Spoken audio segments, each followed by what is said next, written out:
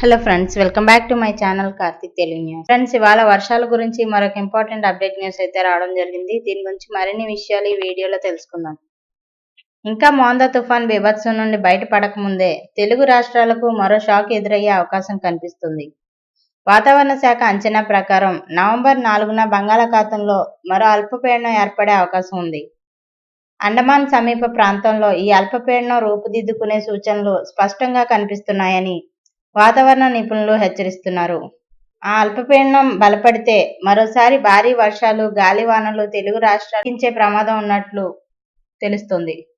ఇదిలా ఉంటే 2 రోజుల క్రితం దూసుకొచ్చిన మోందా తుఫాను ఏపీ, తెలంగాణలో భారీ నష్టం సృష్టించింది. ఇక అలాగే వర్షాలు, గాలివానలతో పలు జిల్లాల్లో దెబ్బతిన్నాయి. ఇప్పటికీ చాలా ప్రాంతాలు పూర్తిగా సాధారణ స్థితికి రాకముందే మరో అల్పపీడనం వస్తోందన్న వార్త ప్రజల్లో ఆందోళన కలిగిస్తుంది. వాతావరణ నిపుణుల ప్రకారం ఈసారి ఏర్పడే వ్యవస్థ కూడా తుఫానుగా మారే అవకాశం ఉందని చెబుతున్నారు. అక్టోబర్, నవంబర్ నెలల్లో వరుసగా తుఫాన్లు దాడి చేయడం ప్రజలకు ఆందోళన కలిగిస్తోంది.